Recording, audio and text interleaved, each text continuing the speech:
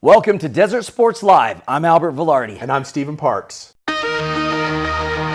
Huge football game happening out at Bobcat Stadium. We'll take it to Stephen Parks. That's right, Albert. It would be a big-time matchup as the number 1 Bobcats would take on the number 2 Spartans in a possible preview of what we could see in the 4A state championship game. Bloomfield would get the scoring started in the first quarter with an 11-yard touchdown pass as number 9 Blake Spencer would hit number 10 Caleb Hutchins in the end zone. Late in the third quarter, Bernalillo would finally get on the board as Uriel Castro would hit number 2 Joseph Duran for a 20-yard touchdown reception. But it was Bloomfield's night as number 3 Peyton Duncan would break 4 tackles on his way to the end zone to put the Bobcats up for good on a 31-yard touchdown run as the Bobcats would go on to win 20-7. The Bobcats will be at home tomorrow night to take on Espanola Valley. Aztec was on bye last Friday and they will be taking on Kirtland Central tomorrow night. Now let's head out to the Hutch as the Scorpions took on Cibola last week. Thanks, Stephen. Farmington's homecoming was this past Friday night. The Scorpions hosted the Cibola Cougars at the Hutch. The Scorpions got started early in the first quarter as number 3 Caden Halliburton would catch a 33-yard touchdown pass from his quarterback, number 9 Waylon Shaky. Here's number 7 Alex Serrano with a nice interception that would eventually lead to another 6 points for the Scorpions. The quarterback, number 9 Waylon Shaky, would call his own number as he would have 2 touchdowns of his own on the night. The Scorpions would go on to win big on homecoming night 37-0 over the Cougars. Farmington will be at home taking on Rio Rancho Friday night. The Pedro Vista Panthers lost to Cleveland last Friday night 52-0 and will be headed down to Albuquerque to take on Cibola tomorrow night. Now let's take it back to Stephen Parks with some volleyball updates. That's right, the Scorpions volleyball team took on Volcano Vista for their homecoming game, which ended up being an exciting matchup between these two teams. Volcano Vista would come out strong with some big hits by number 10 Skylar Schwartz, but Farmington's Lindsay Yazzie would return the favor with some big hits of her own. Farmington would play some defense as number 12 Jayla Yoder and number 14 Emerson Borland come up with a big block to get the point.